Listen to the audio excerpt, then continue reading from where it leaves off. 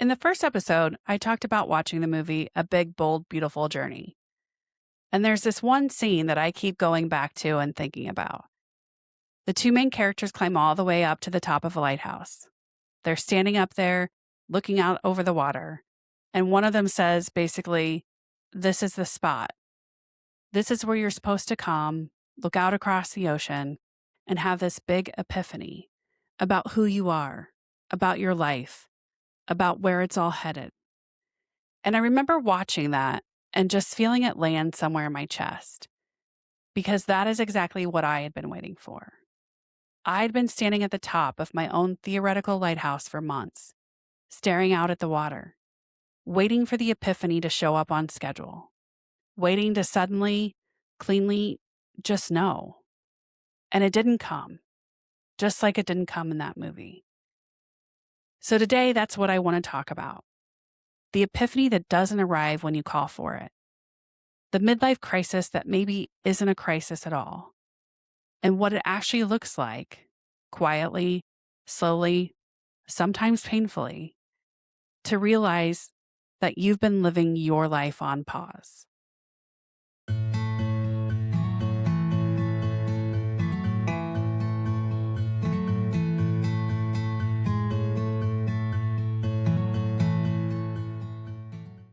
Welcome back to ICMM, Living Life Unpaused, the podcast version.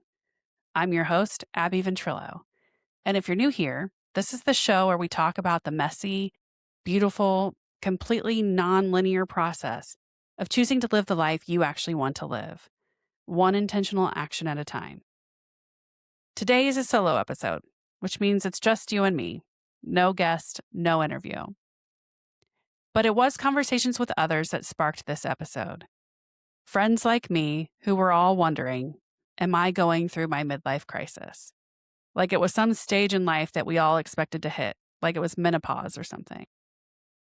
But we hear these phrases all the time, right? The quarter life crisis, the midlife crisis. And I'll be honest with you, for most of my life, I kind of rolled my eyes at them. I dismissed the whole idea because my life was quote unquote normal. I had the job, I had the path, I was checking the boxes. A midlife crisis felt like something that happened to other people.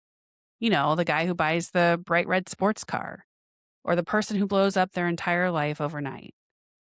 Until it wasn't something that happened to other people. Until it was happening to me. And I'm telling you, it looked absolutely nothing like a red convertible. And before I go any further, I want to clear something up, because the word midlife trips people up. This is not about a number on your birthday cake. I've watched people hit this exact wall at 28, and I've watched people hit it at 58. The quarter life crisis and the midlife crisis, honestly, I think they're the same thing. It's just that moment of looking up from your own life and going, wait, is this it? Is this what I want? And actually, there's something in the research right now that proves my point, and I think we need to talk about it. It's with the happiness curve.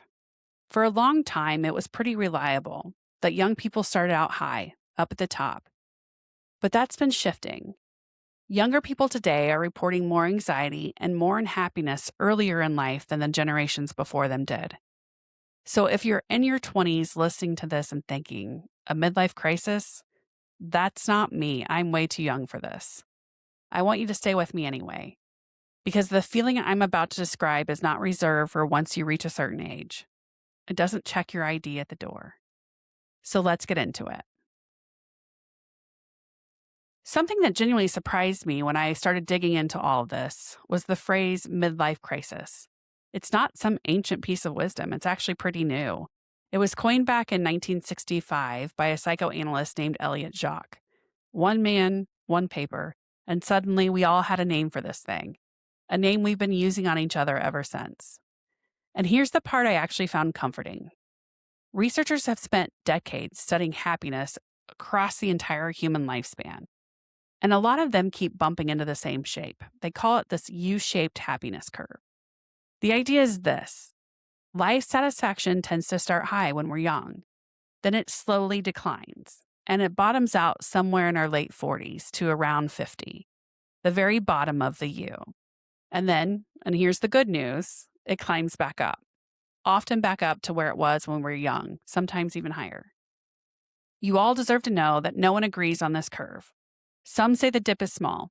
It shows up more clearly in some countries than in others. It's not some iron law of nature. But across a whole lot of studies and a whole lot of places, that midlife dip keeps showing up. And in some of the research, the size of the dip is on par with going through something like a job loss, or a major life change, or a divorce. That's not nothing. So, wherever you are in your life right now, if you feel like something is just off, I need you to hear this. You are not broken. You are not ungrateful for the good things that you have. You might just be standing at the bottom of the U. And the bottom of the U is not the end of the story. It's that part that comes right before it turns back up. I want to talk about what this dip looks like, because I don't think it's what we all expect. It's not a sudden moment that we just become unhappy. It's not a V shape. Most of us are probably still considered happy, enjoying parts of life. There is a word I wish I'd had back then. I didn't learn it until recently. And that word is languishing. It comes from the sociologist named Corey Keyes, who's been studying this for more than 20 years. And it got picked up in a really big way a few years ago by the psychologist Adam Grant, who wrote about it in the New York Times. And I'm telling you, the second I read about it, I felt like somebody had reached into my head and described exactly what it felt like to be in there. Here's the idea. Most of us think about mental health like an on-off switch. Either you're depressed or you're fine. That's it. Those are the two settings. But Keyes says no, it's more of a spectrum. On one end, you have flourishing. You feel good, you're functioning well, you've got purpose, you're lit up. On the far other end, you have depression. And languishing is this in-between place that nobody really talks about. You're not clinically depressed. You're not falling apart, but you're also not flourishing either. Grant described the feeling as joyless and aimless, showing up for your own life without really being in it. It's the blah. It's going through the motions. It's pushing yourself through a day that, not that long ago, you used to be genuinely excited about. It's kind of a quiet stagnation, a flatness. And here's why it's so sneaky, why I'd almost call it dangerous. It doesn't look like a crisis. There's no obvious emergency. Nothing is technically wrong on paper, so you never sound the alarm. You don't call anyone. You just keep going. You stay on pause, because nothing in your life is bad enough to force you to press play. That was me. I wasn't in crisis. I was languishing. And because I didn't have the word for it, I didn't take it seriously. I just thought I was tired, burned out. And I want to draw a clear line here, because people mix these up all the time. Languishing is not the same as burnout. When Adam Grant first wrote about this, he made a point that really stuck with me. He said it wasn't burnout because they still had energy. And it wasn't depression because they didn't feel hopeless. It was this third thing sitting right in the middle of it. Burnout is when you're running on empty. You've poured everything out and there's just nothing left in the tank. Languishing is different from that. You have plenty of energy. You might be crushing your to-do list. You're just not feeling any of it. Somebody turned the color down on your life. And that is exactly why it's so easy to ignore. Because from the outside, and honestly from the inside too, you look completely fine. You're functioning. You're productive. You're just not alive in it. And I'm fine. I'm just not really feeling it is the easiest sentence in the world to keep telling yourself for years on end. Here's how it went for me. I'd been languishing in my job. I was good at it. I was successful, but I wasn't really feeling it any longer. And then I lost my job.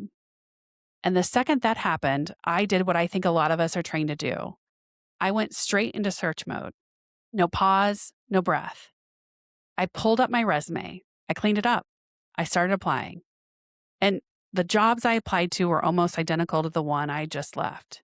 Same title, same lane, same world. Because that's what made sense. That's what I knew. And then life just started happening to me. I ended up in the emergency room days after my last day and had emergency surgery. And a few days later, and I mean a few days, I was right back at the laptop applying for jobs. Then my dad died. And that same week, my brother was diagnosed with stage 3 colon cancer.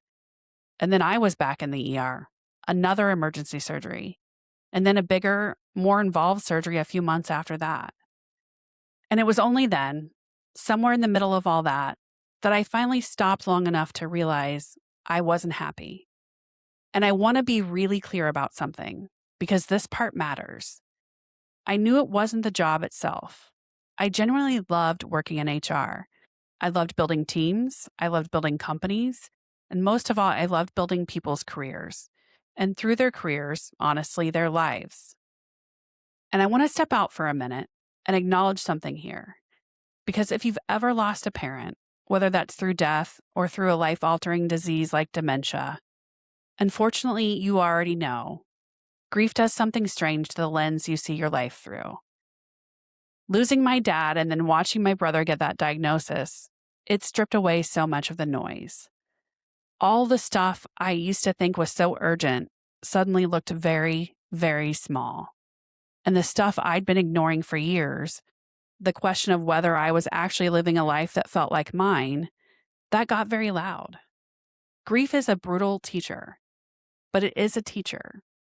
It has a way of walking you right up to the question you've been avoiding and then refusing to let you look away from it. So if I loved the work that much, why was I so unhappy? That was the question I couldn't answer yet. But I want to show you why I loved it, because that's the key to all of this. So let me tell you about the flowers. I was a few years into my career. I'd started in recruiting, which to this day is still my favorite corner of HR, because I just love learning about people, then watching them go do amazing things. And I'd been recruiting at this one company for about 10 years. And one ordinary day, our receptionist tells me I have a visitor in the lobby, a visitor wanting to see me. Now, I didn't have any interviews on the calendar, so I was a little confused, but I walked up to the front, and there's this woman standing there holding a vase of flowers. I had hired her 10 years earlier for the mid shift, the evening shift of our call center, right when I first started recruiting. And she hands me these flowers and she says, "I'm retiring today, and I wanted to bring you these to say thank you." And then she said to me, "Thank you for taking a chance on me 10 years ago, for seeing the potential in me." I was at a really low point back then. I wasn't sure where I was going in life, and this job changed everything for me. Because of this job, I was able to save, and now I get to retire comfortably, and I get to travel the way I always dreamed I would. And then she said the one thing I will never forget. "You did more than give me a job. You probably saved my life, because when you called me back in for that second interview, I realized that somebody else believed in me too."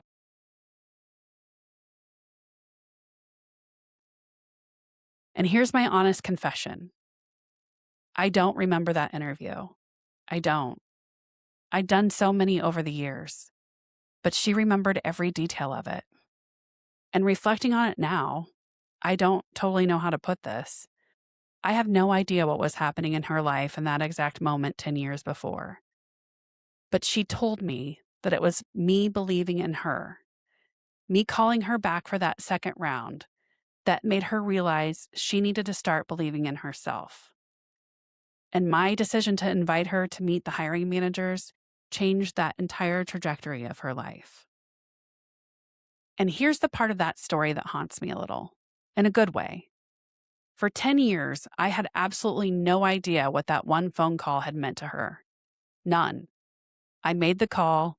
I moved on to the next one, to the next opening. I forgot the whole thing. The impact was completely invisible to me. And most of the time, that's exactly how it works, isn't it? We rarely get the vase of flowers. We almost never get to find which of our small, ordinary, forgettable choices ended up changing somebody's entire life. Which means, and this is the part I really want you to sit with, we have to choose to live meaningfully without the receipt, without the proof. We don't get to wait around for the flowers to show up before we decide our lives matter, before we decide our choices count. We have to believe it's mattering even when nobody has walked into the lobby to tell us so. I share that story because of what it taught me. What I've come to understand is this: it's not always a crisis, but there is, for almost all of us, a moment in our lives where we realize we need to go in a different direction. Maybe that's changing ourselves. Maybe it's changing our careers. Maybe it's starting a business, or finally taking our health seriously, or finally booking the trip, or leaving something that's quietly draining us. But it's a moment of realizing it's time to take all the energy that we've been pouring into everyone and everything else and start choosing our own dreams for a change. And I want to be really clear here, because I don't think it's always a life-altering moment. I think the majority of us are happy with our careers and our lives. But what I found is there seems to always be something that I have on my wish list that I am not doing anything towards because I'm waiting for something else before I feel I have permission to do it. And that's what I'm talking about. It's that moment when you finally ask yourself, what exactly am I waiting for and why? So somewhere in here, I started letting myself believe that maybe, just maybe, I was meant for something else. And I remember my husband, Casey, asked me a question that I really didn't have a good answer for at the time. Casey looked at me and he said, "Why do you want to keep doing a similar role? Do you really want to go build something for someone else?" And I sat with that because he had a point. I wasn't happy in that role. I wasn't happy in that environment. A question I had not asked myself yet: why did I want that job so badly? And when I really, really got honest with myself, the answer I landed on was kind of devastating. The only reason I wanted that job, the only reason, was that I didn't want my HR career to end the way it had ended. That was it. It wasn't, "I absolutely love this and it's my calling and I can't imagine doing anything else." I did enjoy it and find fulfillment in it, but it wasn't my absolute. It was, "I've been building this for so long and I was good at it and successful, and I'm not sure I'm allowed to just walk away. Because if I do, what does that say about me, about these 20 years of my life?" And that question, what does this decision say about me? That's the one that kept me stuck long before I ever lost my job. I've always believed that once I get to the goal I had, whether that was getting healthy or getting the promotion, that once I had accomplished that, then I would allow myself to be happy and focus on a new goal. But here's the cruel little twist. We get there, we feel good for about 5 minutes, and then the goalposts quietly move. The happiness we were promised never fully shows up because we pick a new finish line and we start running all over again. And we tell ourselves the same thing: just one more milestone and then I'll feel it, then I'll celebrate it. I had built my entire finish line around a title, a promotion that I was starting to realize was never actually going to happen anyway, even though it had been dangled in front of me for a long time. And underneath the title was something even harder to put down: my identity. I had been doing this work for so long that I honestly didn't know who I was without it. So walking away didn't feel like quitting a job. It felt like erasing a version of myself. And that is a much, much harder thing to let go of than a paycheck. Okay, so this is where two of my guests come in, because they ended up being like two bookends for this whole thing, and I landed somewhere right in the middle of them. If you go back to my conversation with my friend Jim talked about how he came to realize that his unhappiness was bleeding into absolutely everything: who he was at home, who he was at work. And he got to a point where he didn't like the person he saw looking back at him. Jim recognized it late in his career. It had to build up before he saw it clearly. And then there's Chance from Blue Collar Barbaco. You'll get to meet him in our next episode. Chance is the complete opposite end of the spectrum. He knew all the way back in high school that he wanted to be a barber and open up his own shop. He told me he'd even made a notes app entry on his phone, just mapping out exactly what he wanted that shop to feel like one day. And he talked about the specific moment, the moment he decided he was going to make it happen, that he'd do whatever it took to open his own place in 3 to 5 years. And from that point on, he started cutting out the things that were pulling him off that path. And he started pouring himself into the things that moved him toward it. He recognized it early, and then he was relentless about protecting it. And then there's me, right in between the two of them. I didn't recognize it early like Chance, and I didn't even recognize it on my own the way Jim eventually did. I had to be forced into it. Life had to take the choice out of my hands before I'd look at it. And that's the moment I want to be really honest with you about, because that's the moment I finally saw it. I had been living my life on pause. This isn't just a catchy phrase I came up with. It was my reality. I kept telling myself, once I take care of this other stuff, once I get the title, once I sort out my health, once things settle, then I'll go look for the life I actually want. And I just kept stacking up the onces. I never got to now until now was forced on me. And listen, I want to be straight with you because I think we skip this part. Living on pause is not free. It was affecting everything in my life.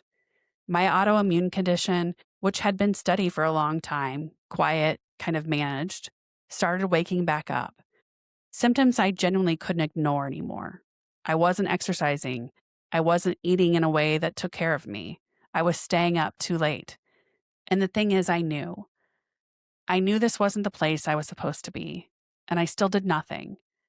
Because nothing was easier than figuring out how to press play on the life I actually wanted to live. And I think it's important to name that because I don't think we talk about it enough. Your body keeps the receipts. That timing, my body flaring up right in the middle of all the unhappiness I wasn't dealing with, that's not a coincidence. That's a real, well-documented connection between chronic stress and the immune system.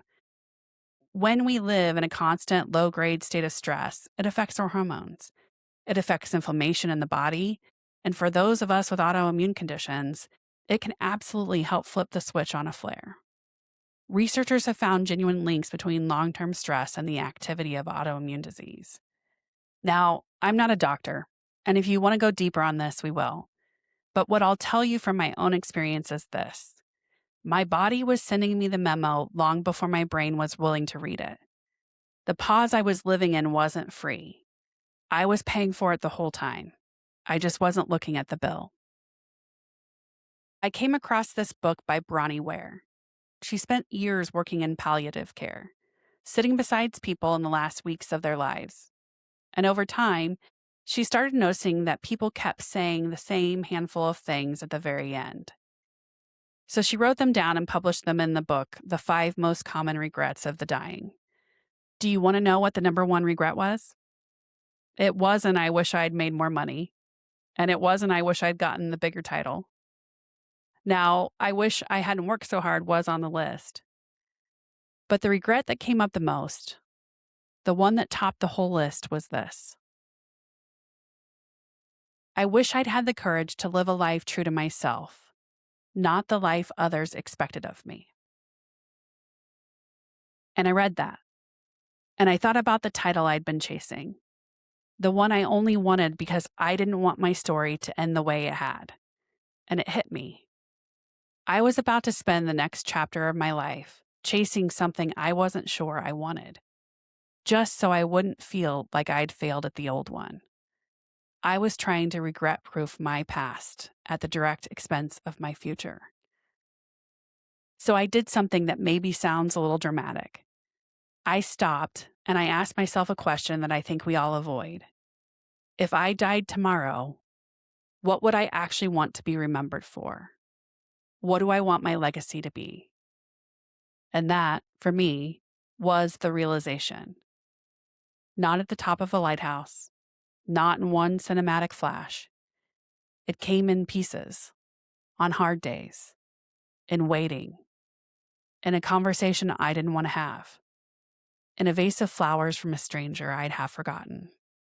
But it came. Now, I can already hear some of you. You're thinking, okay, Abby, that's lovely, but I can't just quit my job and go chase some dream. I have a mortgage, I have kids, I have responsibilities. This is real life. And you're right.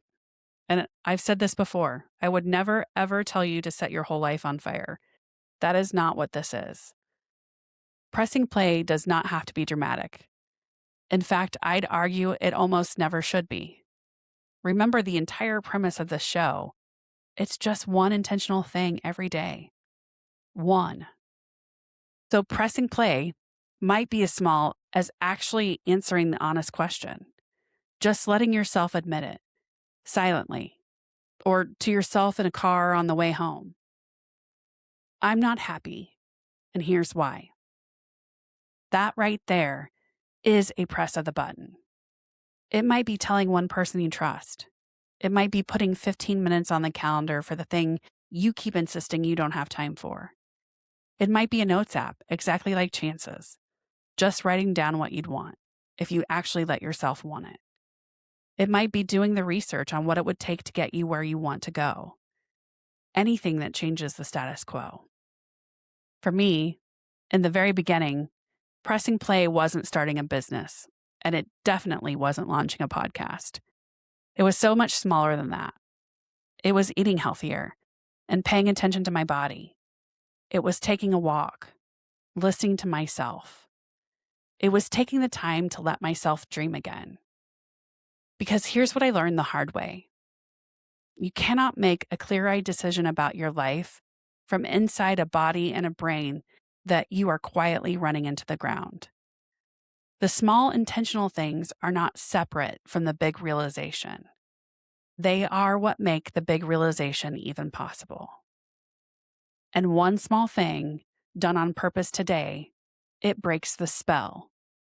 Because a life on pause just runs on momentum. It runs on autopilot. It runs on, I'll deal with it later. And the only thing that interrupts autopilot is a single, deliberate, intentional choice. That's it. That is the whole game. Now, I keep using a word, and I want to stop and be honest about it, because I actually hesitate a little every time it comes out of my mouth. And the word is dreams. And I hesitate because for a lot of people, and honestly for me too for a long time, that word feels distant. It feels like something you'd love to have, but don't really expect to reach. It sounds like a wish, something you blow out over birthday candles and then go right back to real life. But that is not what I mean when I say it, not even close. When I say your dreams, what I mean is your North Star, the things that call to you, the things that pull at you, the things that, when you let yourself actually think about them, make you feel more alive than you did a few minutes ago. And here's the important part. Your dreams don't have to be perfectly defined. That is not their job. Their job is not to hand you a turn-by-turn map of exactly how to get there. Their job is just to give you a direction to move in. The destination might change along the way. Mine has. The route almost certainly will. But when you know what you're moving toward, even roughly, even just the general direction of it, it gets so much easier to decide what actually deserves your time, your energy, and your attention today. A North Star doesn't tell you every turn to take. It just keeps you from wandering around in circles. So here's where I've landed. Let's stop calling it a midlife crisis, because it does not need to be a crisis for you to make the decision to go after your dreams. It doesn't need to be a breakdown. It doesn't need to be rock bottom. It doesn't need a diagnosis or a layoff or a funeral to make it count, because it's just an epiphany. And going all the way back to where we started today, that epiphany does not have to happen at the top of a lighthouse. It can happen in your kitchen or in your car on an ordinary Tuesday when something just quietly clicks. And I know because that's how it actually happened for me. I was at a doctor's appointment shortly after my realization, right around the time I was starting to build ICMM. And my doctor asked me a totally routine question. She asked how my stress level was. And I want you to remember what I told you earlier about my body keeping the receipts, about everything flaring up while I was on pause. So, by every measure on paper, the honest answer to how's your stress should have been catastrophic. I mean, I just lost my dad, my brother had been sick, I'd lost my job, I'd been through 3 surgeries. I'd just been through probably the most stressful time of my life. What came out of my mouth surprised even me. I said, "You know what? I feel more like myself than I have in years." And it was true. Nothing on paper had been fixed yet. I hadn't reached the goal. I hadn't even defined a goal. I'd barely even started. I was at the very, very beginning of all of this. But just in making the decision to be more intentional every single day, I was happy, actually happy, because I finally knew what I was moving toward. And just knowing I was moving toward it, that alone brought me back to myself. So, no, I really don't think it was a midlife crisis. I think it was an epiphany. Or honestly, even simpler than that, it was just a realization. A realization that it was time to take all that energy I'd been pouring into everything and everyone else and start choosing my own dreams again. Now you know exactly what I mean by it. Not a wish, a direction, your North Star.